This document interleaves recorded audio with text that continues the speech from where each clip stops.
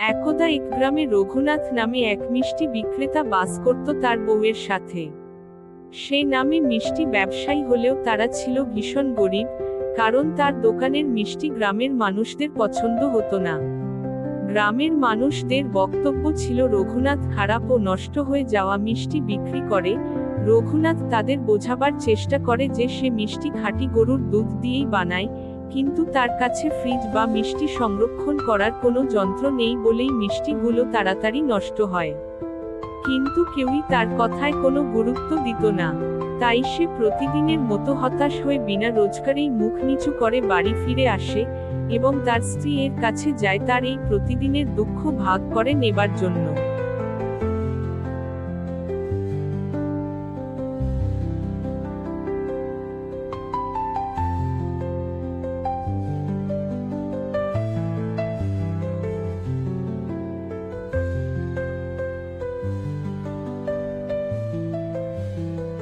কর্তা, গিন্নি কই তুমি, কি করছো? আমি চলে এসেছি। আপনি চলে এসেছেন, বসুন। আজকে চাল তো প্রায় শেষ। আপনাকে যে বলেছিলাম হাট থেকে ফেরার সময় পথে চাল কিনে আনতে, এনেছেন? কর্তা মুখ নিচু করে। কি হলো, কিছু বলছেন না যে? আজও কোনো রোজগার হয়নি গিন্নি, একটাও মিষ্টি বিক্রি হয়নি। সবাই বলছে আমি খারাপ মিষ্টি বিক্রি করি, কিন্তু মিষ্টিগুলো একটা ফ্রিজের অভাবে খারাপ হয়ে যায়। এখন আমি কাকে বোঝাই?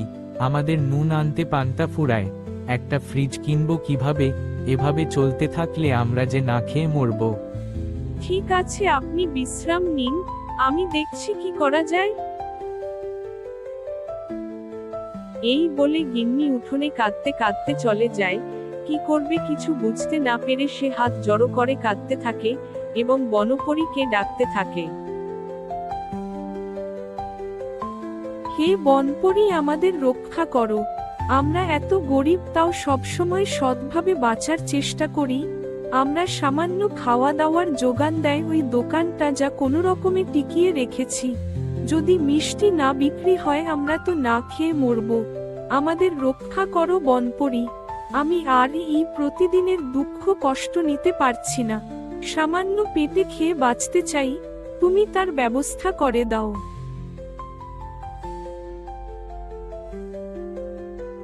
আমি সব শুনেছি, তুই কি বলেছিস। তোর এই কাতর আর্তনাদ আমাকে তোর কাছে আনতে বাধ্য করেছে। তবে আমি যা বলবো তা খুব মনোযোগ দিয়ে শোন, আর কান্নাকাটি না করে ঘরে যা। তোর বরকে বল দোকানে যেতে। আমি তোদের দুঃখের অবসান করতে এক উপায় করে দিয়েছি তোদের। যা, আর দেরি করিস না। তোদের সব দুঃখ কষ্ট আজকের পর থেকে শেষ হয়ে যাবে। গিন্নি দৌড়াতে দৌড়াতে ঘরের মধ্যে এলো। কই গো, শুনছো? আর আমাদের কোনো দুঃখ থাকবে না। কি হয়েছে গিন্নি? আমি আমাদের সমস্ত দুঃখের কথা বনপরীকে জানিয়েছি। আমার অনেক কাতর অনুরোধে তিনি আমাদের আশীর্বাদ করেছেন। আমাদের আর কোনো দুঃখ থাকবে না। তুমি তাড়াতাড়ি দোকানে যাও, ওখানে কিছু চমৎকার আমাদের জন্য অপেক্ষা করছে। আর দেরি করো না, তাড়াতাড়ি যাও। এই শুনে কর্তা তাড়াতাড়ি দোকানের দিকে রওনা হয়। সে ছুটতে ছুটতে দোকানের কাছে এসে পৌঁছায়, আর দোকান দেখে আনন্দে আত্মহারা হয়ে নাচতে থাকে। নতুন নতুন আসবাবপত্র আর একটা বড় ফ্রিজ দোকানটিকে যেন নতুন ভাবে সাজিয়ে তুলেছে। এই কিভাবে সম্ভব?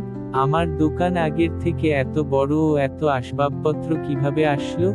জয় বনপরীর জয়, জয় বনপরীর জয়। এরপর সেই দোকান থেকে তাদের রোজগার এতই ভালো হতে শুরু করলো যে কিছু দিনের মাথায় তারা একটা বড় বাড়ি বানায় এবং স্বামী স্ত্রী আনন্দে সুখে দিন কাটাতে থাকে।